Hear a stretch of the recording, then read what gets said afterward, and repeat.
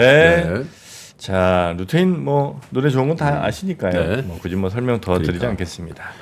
자, 그럼 오늘은 계속해서 이제 우리가 관심을 가질 수밖에 없는 아마 연말까지는 계속 관심을 가질 수밖에 없는 미 아주 대선 이야기. 바빠지실 분이죠. 이분. 예, 오늘 아주 상세하게 풀어주실 한국외대 LD 학부의 김진아 교수님 모십니다. 어서 네. 오십시오. 네, 안녕하세요. 어서 오세요. 네, 교수님. 반갑습니다. 아침 라이브에 처음이시죠? 네. 네. 어떻게 근데 벌써 교수님이 되셨을까? 네? 왜? 아니, 교수님 두 번째셔. 그러니까 딴 데서도 하셨어? 진짜요? 그럼. 한국외대 전에. 네. 그래요. 그러시죠? 그때는 겸임 연구- 교수였어요. 경- 연대. 어쨌든. 와, 뭐 한 19살에 되신 교수예요. 거예요. 어떻게 된 거예요? 아이, 그러지 말고. 빨리 시간 없어. 빨리 들어가. 자, 미국 대선 후보 그 TV 토론 당연히 보셨겠죠? 네, 그렇죠. 예. 어떻게 그거 보시고는 이제 대체로 많은 분들이나 언론에서 이제 바이든 안 되겠다 이런 생각들을 많이 하신 것 같은데 우리 교수님은 어떻게 보셨습니까? 사실 제가 미국에 있을 때 봤어요. 그래서 토론 저도요. 전 네. 그랬어요. 미국에 계셨어요 네. 그때? 근데 전 이제 토론과 관련한 여러 가지 논평들 그리고 이후에 여러 가지 보도들 보면은 조금 뉘앙스가 계속 바뀌는 건 분명한 것 같아요. 네. 토론 전까지만 해도 적어도 4년 전의 그 모습만 더 보여주면 된다. 그래서 네. 기대치가 굉장히 낮았거든요. 근데 네. 그 기대치도 못 미치는 결과. 너무 못 미쳤죠. 가 있어가지고 사실은 바이든 대통령이 트럼프 전 대통령의 그 거짓말 이런 것들을 노세함으로 그냥 이미지를 다 덮을 정도로 굉장히 충격이었었던 건 맞는 것 같아요. 근데 그 다음날 아침에 이제 여러 가지 논평들을 나오는 걸 보면은 민주당이 어느 정도 좀 정비를 했다. 전열을 정비를 해가지고 다시 이제 뭔가 그 데미지 컨트롤에 들어갔다라는 거를 이제 우리가 좀 볼 수 있는 그런 논평들이 상당히 많이 나왔었거든요. 네. 그러니까 이 1차 토론 자체가 역사상으로 가장 빠른 토론이었다라는 것 자체가 그만큼 그럼 왜 이렇게 빨리 했을까요? 원래는 뭐 한 7월, 8월?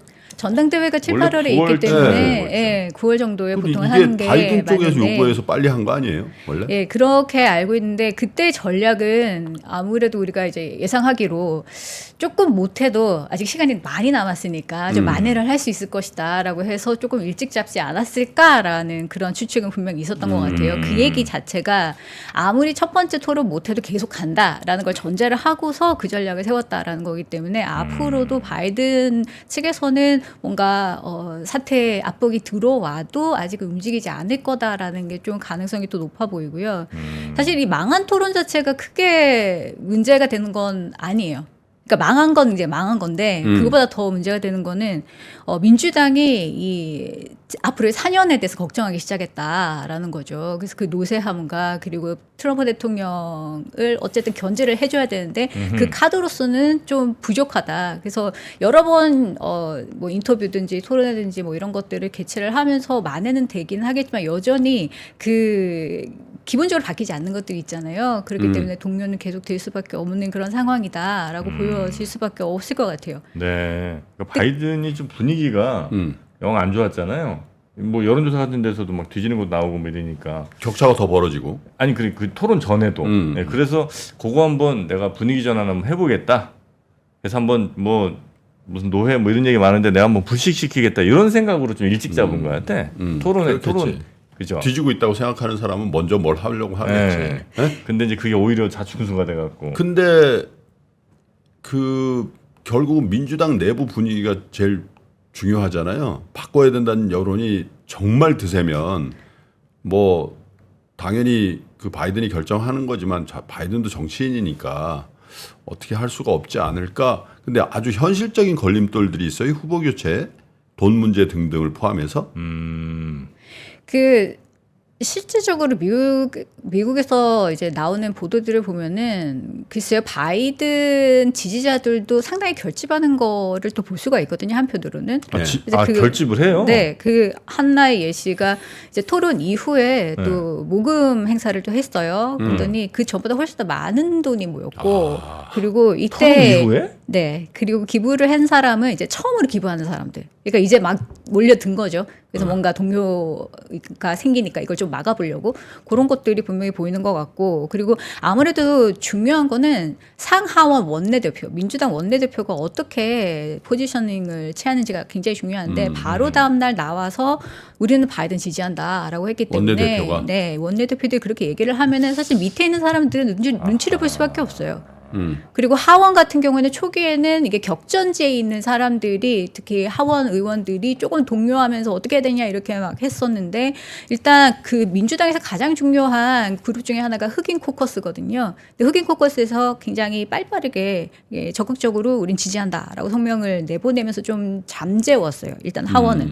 근데 상원 같은 경우에는 마크 워너 뭐 주지사 상원의원을 포함을 해가지고 몇 명이 조금 움직이는 듯 하다가 아직까지는 조직적으로 뭔가 움직이는 그런 거는 아직까지는 보이지 않기 때문에 조금 더 상황을 지켜봐야 되는 거는 맞습니다. 근데 이제 뭐 규정상 후보 교체를 마음대로 할 수 있는 것도 아니에요. 그러니까 민주당 규정에 보면은 일단 세 가지 조건이 맞춰져야지 교체가 되는데 첫 번째는 상황이고 네. 그 다음은 자발적인 사태고 세 번째는 장애가 물리적으로 발생을 해서 더 이상 세 가지는 뭔데요? 그러니까 물리적인 장애가 있어서 벌써 그렇게 세 가지? 그렇게 세 가지거든요. 그렇게 되면은 뭐 첫 번째, 세 번째도 아니다 치면은 결국엔 자발적인 사태가 될 수밖에 없는 거고 나이가 뭐 물리적인 장애다라고 할 수는 없는 거거든요. 사실. 근데 우리 정서하고 미국 사람 정서 중에 가장 큰 차이가 나는 게 우리는 70 넘으면 많이 집에 가셔 이런 정서가 있잖아요. 네. 미국 사람 그런 건 없어요. 예를 들면 20대도 되고 80대도 된다는 그 기본적인 깔린 게 있거든. 그러니까 우리가 생각하는 것보다는 덜 나이가 시리어스하다는 얘기죠. 네, 그렇죠. 왜냐하면 어제 같은 경우에도 뭐 의원들이 돌아가면서 인터뷰를 하는데 85세 하원 의원이 나가서 많죠. 나는 훨씬 더 나이가 많다라고 얘기하면서 지지한다라고까지 얘기를 했기 때문에 나이 자체는 그게 문제가 안 되는 것 같은데 또 하나 이제 절차적인 문제가 뭐냐면 이제 예비 투표가 거의 완료가 됐어요. 네. 그렇게 되면은 예비 투표 기간 동안에 바이든 대통령한테 표를 던진 사람은 그대로 다시 전당대회 때 표를 던져야 돼요. 그렇기 때문에 이 표가 바뀌진 않고 그렇게 뭐 바뀌려고 한다면은 결국에는 규정을 바꿔야 되는데 자발이네요. 그러니까 자발적인 저 사태 외에는 방법이 없다고 네, 봐야 되겠네요. 그렇습니다. 그렇기 때문에 현장에서 뭐 반란이 일어날 가능성은 분명히 없기 때문에 표본란은 자발적으로 없다. 네, 사퇴를 해야 되는 그런 전당대회 상황이고 때. 네, 만약에 후보 교체를 하려고 하면은 좀 빨리 교체를 해야 돼요. 시간이 굉장히 촉박한데 적어도 9월 전까지는 결판을 내야 되는 이유가 여러 가지 절차적인 문제 때문에 그런데 전당대회 몇 주 이후부터는 해외 군인들도 많잖아요. 그 투표용지를 발송을 미리 합니다. 그렇기 때문에 그 안에 바이든 딱 적혀 있어요. 그리고 몇 개의 주, 뭐 미네소타나 사우스 다코타 같은 경우에는 9월 중순부터 사전 투표를 해요 또.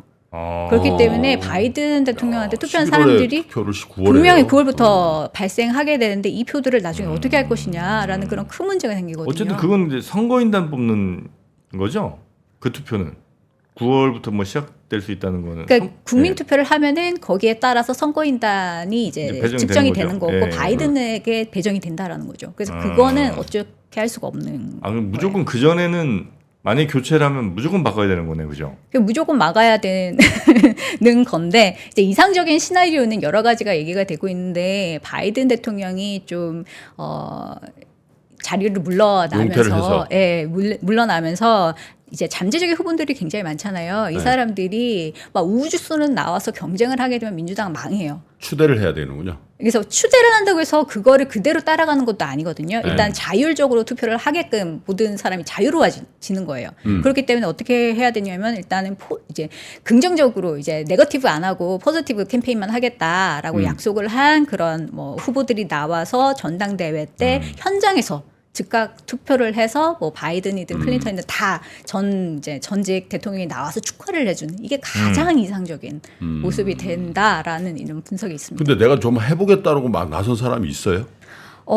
뭐 여러 잠재적인 후보들이 있습니다. 그러니까 지금 나와서 내가 하겠다고 하는 사람 아직까지는 없죠. 없어. 네, 없습니다. 왜냐하면은 지금 분위기상 이렇게 혼돈 자체가 누구한테 득이 되느냐, 결국에는 공화당한테 득이 되기 때문에 이 제로섬적인 관점에서는 절대로 우리는 분열하면 안 된다라는 게 굉장히 커요. 네. 그리고 바이든을 중심으로 해서 바이든이 좋아서 뭉쳤다 있다라기보다는 사실은 반 트럼프 정석 때문에 뭉치는 거기 때문에 네. 선거 전략은 트럼프를 어쨌든 당선시키지 않으려면 어떤 것이 가장 좋은 길인가를 얘기를 해야 되는 거거든요. 그렇기 때문에 이것도 참 복잡한 일이죠. 그러니까 민주공화당 다 제가 보기에는 바이든만 아니면 필승이고 트럼프만 아니면 필승인데 바이든 나오고 트럼프 아닌 젊은 무슨 리더가 나왔다 필승이거든 내가 볼 때. 아 트럼프 무조건 이긴다. 무조건 이기죠. 민주당의 젊은 후보 나오면 네. 와 그럴까요? 저는 그렇게 보는데 근데 이제 두 어르신들이 붙게 될 확률이 지금은 90% 이상이죠. 지금 현 상태에서는 큰 변동은 없을 것 같아요. 근데 앞으로는 여러 가지 변수들이 있기 때문에 좀 지켜봐야 되는데 예를 들어서 말실수를 계속한다던가 아니면 건강상에 큰 문제가 발생을 했다던가 뭐 이런 것들은 아주 중대한 사건이기 때문에 네. 그런 변수들은 앞으로 일어날지 좀 더 봐야 되는 아, 거죠. 이제 지금 이제 TV 토론 한번 했고 그 다음에 9월에 한번 하죠. 네, 그리고 이제 끝이죠 아마. 네, 두 번으로 일단은 두 번으로 계획되어 합의했으니까. 있어요. 그럼 이제 9월까지는 지금 이제 7월 중순이니까 뭐 7월, 8월 해갖고 한 2달 정도는 일단 1차 토론에 대한 이야기가 조금 많이 뭐 네. 거론이 많이 될 거고 그 다음에 특별한 이벤트가 그 사이엔 없는 건가요? 그래서 전당대회 이후 이외에는 뭐 여러 이제 격전지를 돌아다니면서 계속 행사를 한다라는 거가 있죠. 그것들이 격전지라고 계속 하면 이제 스윙 스테이트나 뭐 이런 데들. 네, 경합주를 경합주들. 얘기를 합니다. 아. 이게 경합주에서 결국에는 결판이 날 수밖에 없어요. 왜냐하면 음. 전국 지지도가 아무리 높아도 결국에는 경합주에서 못 이기면은 선거에서 지게 되는 네. 거고 지금은 너무나 양분화가 되어 있어서 어느 주가 민주당, 어느 주가 공화당 이게 딱 구분이 되는데 경합주만 지금 왔다 갔다 하거든요. 네. 근데 아직까지는 트럼프 진영이 조금은 우세합니다. 최근 뭐 2, 3개월간 보면 한 2에서 8% 정도 트럼프 대통령, 전 대통령이 좀 앞서 있는 그런 상황이고 조금 예외가 글쎄요 펜실베니아나 아니면 위스콘신 정도 이거는 왔다 갔다 하는데 과거에 바이든 대통령이 민주당 표를 얻어갔었던 두 개의 아주 중대한 주가 또 애리조나랑 조지아인데 여기에서도 지금 밀리고 있는 상황이거든요. 애리조나, 조지아. 네. 네. 그래서 지금으로 봤을 때는 글쎄요.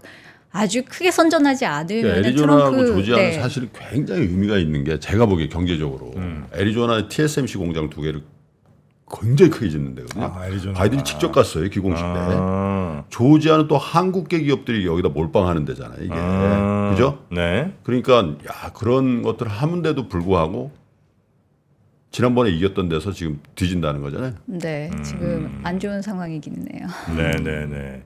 그럼 뭐 지금 민주당은 무슨 전략이 있을 거 아니에요? 어떻게든 뭐 바이든으로 간다. 오케이. 그럼 바이든으로 가되 어떻게 해서 트럼프를 뒤집겠다. 뭐 이게 있을 거 아니에요? 글쎄요, 앞으로의 과제가 여러 가지가 있긴 하죠. 일단 개인적으로는 본인이 직무 수행을 할 수 있다라는 부분들을 계속 좀 투명성 있게 보여주는 그런 측면이 있을 것이고, 그래서 민주당 측에서는 계속 이제 그 개인적인 정보이기는 하지만 건강 상태에 대해서 어떤 정보를 계속 이제 투명하게 공개해라라는 요구를 굉장히 공화당이? 많이 하고 민주당에서도 얘기를 많이 하고 있고, 양자적으로는 트럼프 대통령이 사법 리스크를 조금 더 많이 부각시키겠다. 라는 그런 부분이 있어요. 왜냐하면 토론회 때 바이든 대통령이 했어야 됐는데 못했던 게 트럼프 전 대통령이 범죄자다라는 부분을 중반이 될 때까지도 얘기를 안 했었거든요. 그래서 그때 기회를 조금 놓쳤는데 이 부분을 조금 더 강조를 할 것이다라는 거고, 민주당 차원에서 또 하나 중요한 이슈가 바로 낙태 이슈이거든요. 이 문제는 주 단위에서 계속적으로 지금 소송 들어가고 계속 결정 이제 해야 되고 이런 굉장히 중요한 의제가 되어가고 있기 때문에 낙태 이슈를 통해서 뭐 여성들의 어떤 표를 결집시킨다 이런 전략들이 있습니다. 네. 낙태를 허용해주는 민주당의 스탠스. 그러니까 처벌하지 않는. 그러니까 그 연방대법원에서 결정이 났던 거죠, 그게. 연방대법원에서는 각 주에서 알아서 결정을 해라. 해야 된다라고 했기 때문에 각 주에서 그러면 몇 주 단위를 가지고서 된다 안 된다를 결정할 것인가 이런 부분을 가지고 싸우고 있거든요. 몇 주까지를 낙태 가능한 네. 주수로 볼 건가? 뭐 예를 들면 8주든 12주든 뭐 이런 걸 이제 정한다는 거죠. 근데 우리 아마 이 프로그램을 보시는 한국 분들은 정말 잘 이해가 안 되는 것 중에 하나가 네. 야 경제가 야 바보야 문제는 경제야 뭐 이런 얘기 하잖아요. 근데 우리는 지금 미국 경제를 제일 부러워한단 말이에요. 뭐 미국 경제가 조금 슬로우 다운 된다고 하더라도 지금 미국 경제가 전 세계에서 제일 강건하고 미국의 나스닥하고 S&P가 제일 좋고 그렇잖아요. 물가가 올라서 야, 저 정도 경제 성적표면은 바이든이 잘한 것 같은데 우리 입장이나 다른 나라에서 입장에서 볼 때는 그런데 그게 반영이 안 되나요? 미국 내에서는 그렇지는 않은 그러니까. 거죠. 네. 미국의 경제 지표들을 보면 상당히 좋습니다. 네. 그렇죠? 실업률도 최저고 인플레이션도 지금 계속 감소를 하고 잡히고 있고. 예, 그런 상황인데도 불구하고 왜 바이든 대통령이 치고 나가지 못하느냐라는 질문을 민주당 내에서 그래서 하는 거죠. 예. 바이든이라서. 네, 바이든 대통령 자체가 호감도가 그렇게 높지가 않기 때문에 이 좋은 지표에도 불구하고 그 덕을 보지 못한다라는 그런 질문을 계속적으로 제기를 할 수밖에 없는 그런 상황인 것 같고요. 그래서 바이든 대통령 측은 계속 이제 성과들을 얘기를 하고는 있는데 그것이 실제적인 지표하고 감정적으로 느끼는 지표하고는 분명히 격차가 있다라는 그런 체감 분석을 지표와? 할 수밖에 없는 것 인플레 같아요. 같은 게 뭐 제일 좀 국민들 입장에서 화난 뭐 그러니까 포인트겠죠. 그런 것 같아요. 네. 저기 바이든은 민주당은 사실 저소득층, 유색, 흑인, 히스패닉 뭐 이런 지지가 강하죠. 대부분 강한데 네. 이게 경제 지표는 좋은데 부자만 좋은 거야. 아직 현재 기업들도 보면 뭐 예를 들면 아마존이다, 뭐 애플이다, 엔비디아다 이런 제일 잘 나가는. 근데 거기 있는 사람들은 고소득자거든. 그 기업들만 좋고 나머지 다오에 있는 막 그 육체 노동하는 그런 기업은 죽쓰고 있잖아. 그리고 고금리니까 어쨌든 성장률이나 이런 것보다도 금리가 고금리니까 네. 서민들은 고통받고 그죠? 모기지가 뭐 7% 이렇게 되니까 그러니까 아까 교수님 말씀하신 것처럼 경제 지표나 주가하고는 미국의 대부분의 서민들이 느끼는 건 전혀 판이하다.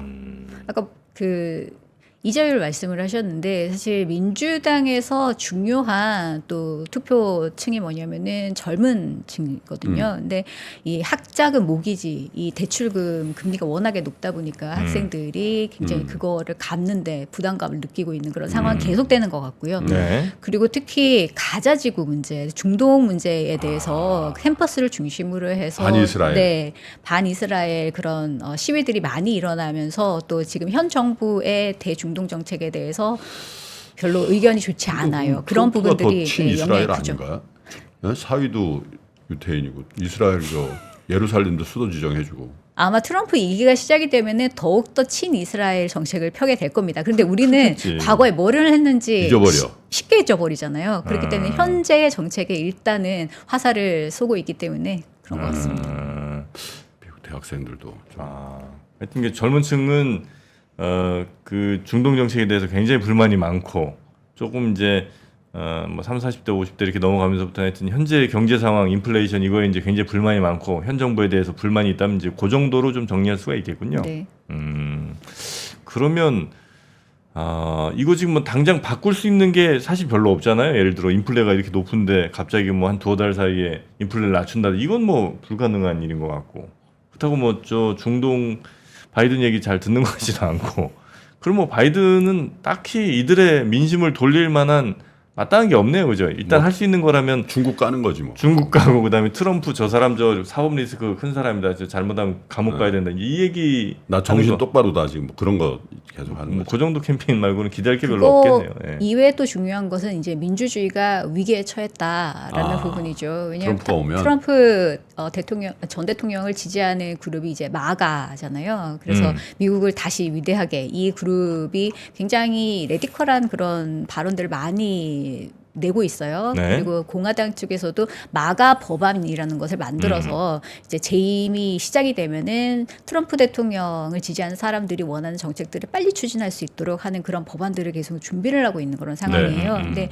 이 마가들의 특징 중에 하나가 뭐냐면은 앞으로 2024년 대선의 결과가 마음에 들지 않으면은 그것을 인정을 하겠느냐 안 하겠느냐 이런 질문을 먼저 받고 충성도를 검사를 한다라는 겁니다. 근데 대부분이 우리한테 유리하지 않으면은 거부하겠다라는 그런 대답을 하면서 리트머스 테스트를 한다라는 겁니다. 네. 그렇기 때문에 이런 그룹들이 어느 이제 주류 세력이 되게 되면은 미국의 민주주의는 굉장히 위험에 처해 있다라는 부분들을 굉장히 강조를 네. 하고 있는 상황이죠.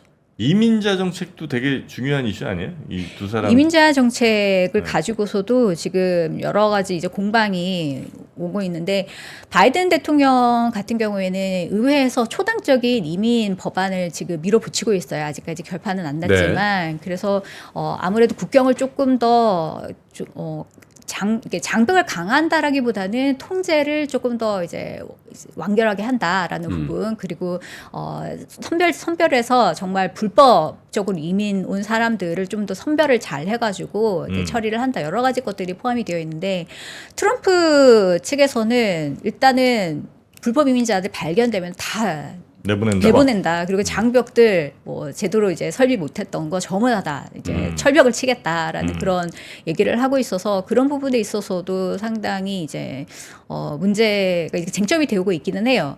그런데 또 이번 토론회에서도 문제가 됐었던 게 이런 부분들을 강조를 했었어야 되는데 바이든 대통령이 이민 문제를 그렇게 제대로 이제 방어를 하면서 자기 얘기를 하지를 못했거든요. 그래서 앞으로도 이민 문제는 계속적으로 이제 쟁점화 시킬 필요가 있습니다. 근데 굉장히 차별적인 정책이 이민 정책 같은 데서 나와줘야 되는데 별로 차별적이지 않은 것 같다라는 느낌이 들어가는 것 같아요. 네.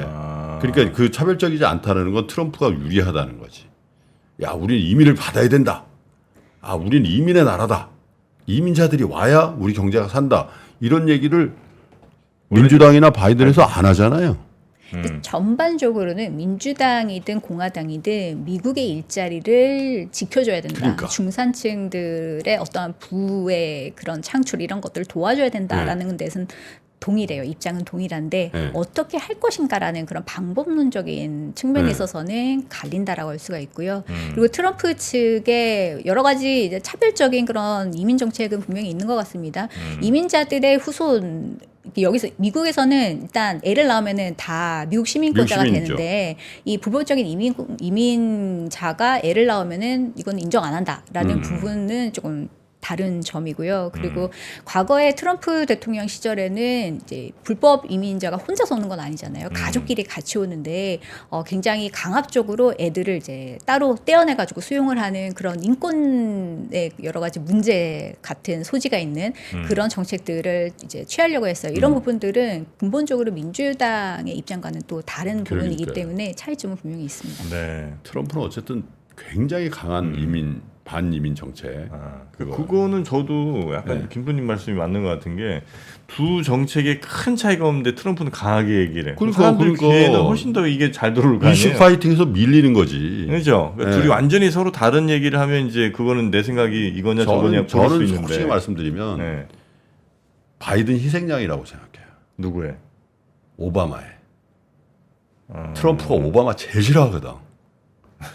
그 아까 그런 것도 거기서 태어나지 않은 사람은 미국 사람 아니라고 주장하는 거거든. 오바마는 미국 대통령 될 자격도 없는 사람이란. 오바마가 현직에 있을 때 트럼프를 엄청 면박을 주고 여하튼 굉장히 모멸감을 준 이벤트들이 있었거든. 아 그래요. 그러니까 바이든은 사실은 백인자 정통. 근데 그러니까 트럼프 입장에서는 그 이민자 정책을 오바마 보면서 아마 굉장히 저건 아니다 이런 생각을 한 것 같아. 아 그래서 지금 바이든이 좀 당하고 있다. 당하고 있는 거야. 아 그런 느낌? 예. 그래서 미국의 하여튼 이민자 정책은 전체적으로는 좀 미국 현재 국민들의 이익을 더 대변하는 방식으로 양당이 비슷하게 가는데 공화당이 조금 더 세게 그래서 이민자를 좀 더 강하게 좀 뭐 막는 방향으로 가고 있으니까 요거 이슈에서는 아마 그냥 공화당이 조금 더 유리한 게 아닌가 하는 생각을 이제 하신다는 거고. 만약에 교체가 현실화된다. 그러면 민주당이 승산이 있어요? 교체되면? 가장 지금보다? 우선적으로 언급되는 게 해리스 부통령인데요. 교체를 이제 하기 위해서 내가 사퇴를 한다라고 해도 지명을 해서 이 사람 이제 뽑아주세요는 안 돼요. 일단 자유 경쟁으로 일단은 가야 되는 것이고 해리스 부통령의 장점은 뭐냐면 아무래도 지금까지 캠프를 계속 해왔기 때문에 돈이며 인력이며 계속 이것을 잘 운영을 할 수 있다라는 그런 점은 분명히 좋은 것 같은데 지난 양자 대결 가상으로 했던 거지만 보면은요. 한 번도 해리스 부통령이 트럼프 전 대통령한테 이긴 적이 없습니다. 최근 한 3개월 정도도 한 3% 정도를 계속 별로 존재감이 졌었거든요. 없는 것 같아요. 생각보다. 그러니까 왜냐하면 현 정부는 어쨌든 비판을 받을 수밖에 없고 음. 우리가 같은 배를 탄 두 사람이기 때문에 또 그런 점들이 분명히 있어요. 그리고 아마 해리스 부통령의 또 장점은 아까 말씀드렸던 그 흑인 코커스의 지지를 엄청 받을 것이다. 그런 부분들은 분명히 좋기는 한데 그런 여러 지지층들을 생각을 했을 때 과연 백인이 나오는 것이 좋을까라는 그런 질문도 하게 된다는 거죠. 이미 이제 분열이 되어 있는 민주당인데 거기서 이제 흑인 세력까지도 떠나가게 되면은 이것을 이제 감당하기가 어렵다라는 부분이 있는데 백인 주지사 중에서 뭐 개빈 뉴섬이라든지 아니면 그레찬 휘트모어 같은 그런 주지사들은 완전 백인이고 굉장히 명망이 있는 사람인데 아마 이런 사람들이 잠재적으로 나와서 일단 백지 상태에서 다 선거 운동을 해야 될 거예요. 그렇게 되면은 이 선거 운동이 너무 격화되지 않도록 어떻게 관리하느냐 이것도 민주당의 하나의 과제가 될 수 있을 것 같아요. 미셸 오바마가 대안이 될 가능성 어떻게 보세요? 미셸 오바마가 본의 아니게 이게 네. 소환이 돼서 계속 언급이 되고 있는 것 같아요. 로이터 입소스 양자 대결에서 아무래도 좀 주목할 만한 결과가 나와서 그런 게 아닌가 싶은데 유일하게 미셸 오바마가 민주당 인원 중에서는 트럼프 전 대통령한테 좀 우세한 것으로 크게 일단은 이기던데? 나왔거든요. 39대 50 정도면 크게 크게 이긴 거죠. 근데 똑같은 이 여론조사에서 바이든 트럼프 이게 대결도 동점이었어 사실. 그래서 이때 이 로이터 결과만 봐서는 그래도 바이든이 아직까지는 건재하다라고 또 해석할 수 있는 아니, 측면도 있기 바이든 때문에 트럼프에서 5대 5였다면서요. 네. 근데 미셸이랑 트럼프 하면 51대 39. 훨씬 더 앞선다면서요. 그러면 근데 본인이 일단은 할 생각이 없고 할 생각이 없다라고 네. 선을 일단은 긋고 있고 오바마 사무실에서 이제 지난 3월에 이미 성명을 발표를 했습니다. 우리는 대선에 관여할 관심이 생각이 없다. 전혀 없다. 그래서 네. 이제 바이든 정부를 지지한다라고 일단 이미 공식적으로 밝힌 적이 있고 그리고 미국에서 여성이 대통령이 되기는 너무나 힘들 거예요. 왜 그렇죠? 전 그게 제일 궁금해요. 가장 민주주의 국가라는 미국에서 200년 동안 여자 대통령이 한 명이 안 나왔어요. 필리핀에도 나오고 한국에도 나오고 이른바 미얀마에도 나오고 파키스탄도 나왔는데. 미국 이제 대통령 선거가 1789년부터 시작이 됐잖아요. 네. 근데 여성이 참정권을 받은 게 1920년대요. 엄청나게 오랜 기간 동안 투쟁을 해서 얻은 거거든요. 네. 그리고 굉장히 보수적인 사회라고 전 생각을 하거든요, 미국이. 그렇기 때문에 특히 남성 중심, 그리고 또 백인 문화 이런 것들을 극복하기에는 글쎄요 유색 인종이면서 여성 후보자가 나왔을 때 지금 당장에는 호감도가 너무나 좋기 때문에 아마 첫 양자 대결 가상 시나리오를 돌려보면 이렇게 좋은 결과가 나오기는 하지만 만약에 트럼프 측에서 또 이미지를 깎기 위해서 여러 가지 공세를 펼치게 되면은 아마 이 점수는 조금씩 변하지 네네네. 않을까 싶습니다. 그리고 미셸 같은 경우는 이제 굉장히 지금 이제 이미지가 좋은 거지. 막상 또 이제 정치 본선 등판해갖고 아마 하다 보면 그게 되겠어요, 그게? 아니 나는 기대를 하는데 왜냐하면 바이든이 막 총명하고 바이든이 막 역량이 좋아가지고 지금 외교 정책이나 경제 정책을 하나 미국이 시스템으로 움직이니까 사실은 이미지로 미국의 가져갈 수 있다? 상징이고 또 그런 어떤 포용력과 어떤 상식 같은 것만 가지고 있다면 지금 바이든이 얘기하는 게 그런 거잖아요. 나 충분히 할 수 있다고. 오바마 미셸이 안 될까? 안 될 이유는 없다. 난 된다고 보는데. 미셸. 알겠습니다. 근데 그동안 뭐 보여준 게 뭐 없잖아요. 8년 동안 퍼스트레이드로서 잡음이 없었잖아요. 잡음도 없었고 또 잘했잖아요. 포스트레이지. 퍼스트레이드로서 미국에.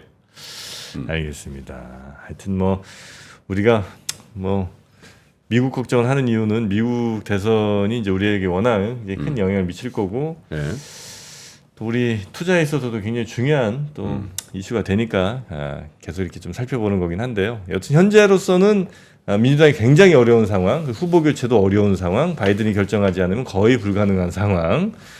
그래서 대선까지 가게 되면 현재 스코어로 볼 때는 조금 어려운 그거에 맞는 우리 대비도 트럼프 대통령 시대가 만약에 열리게 된다면 우리는 또 어떤 것들을 준비해야 될지 이건 이제 우리가 잘 준비를 해야 될. 그러니까 미국 정치 학자의 입장에서 그 많은 그 지면들이 있으실 거 아니에요. 그 학자들끼리 뭐 이런 얘기 하시잖아요. 이제 뭐 저녁을 드신다거나 사적으로 하죠.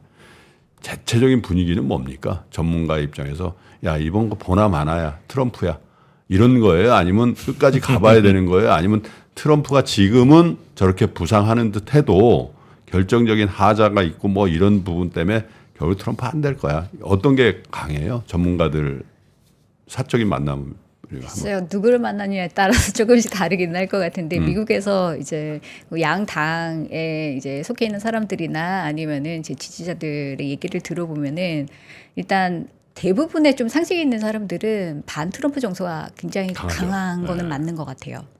그래서 어쨌든 트럼프 대통령을 예전에 지지를 했다가도 지금은 지지를 안 하겠다라는 사람들도 상당히 그래요. 있는데 그럼에도 불구하고 아까도 말씀드렸듯이 양극화가 너무나 심하기 때문에 결국에는 민주당 주는 그대로 민주당 주고 공화당 주는 그대로 공화당 주고 바뀌지는 않을 겁니다. 네. 결국에는 경합주가 중요한데 이제 하나의 변수라고 한다면은 요즘 많이 얘기가 되는 게 로버트 케네디 주니어 변수가 네. 계속 얘기가 되거든요.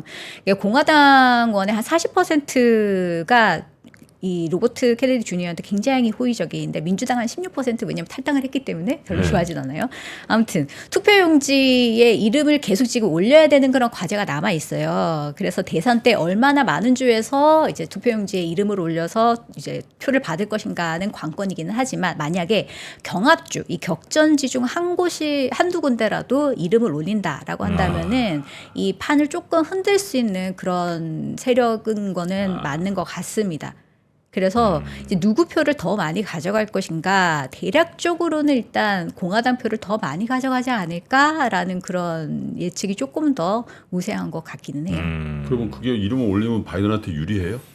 그죠? 왜냐하면 표가 일단은 어느 표에 좀 더 이제 유리하게 가져가느냐인데 네. 공화당의 표를 훨씬 더 많이 가져갈 가능성도 있기 때문에 바이든 대통령한테 좀 더 유리하지 않을까라는 거죠. 알겠습니다. 앞으로도 또 미대선 이야기는 계속 좀 나올 테니까요. 네. 우리 김기장 자주 교수님, 와주세요. 네, 종종 뵙도록 하겠습니다. 네, 오늘 네, 고맙습니다. 감사합니다. 네, 자, 저희도 얼른 인사드리고 또 오프닝 벨 라이브 네. 마이크 좀 넘겨드려야 되겠네요. 오늘도 함께해 주신 여러분 대단히 감사하고요. 저희는 내일 또 뵙도록 하겠습니다. 고맙습니다. 네. 박근영, 이선영, 서경인, 염승환 투자 마스터들의 세심한 케어로 건강한 투자 습관을 만드세요. 3프로 멤버십 3프로 앱에서 확인하세요.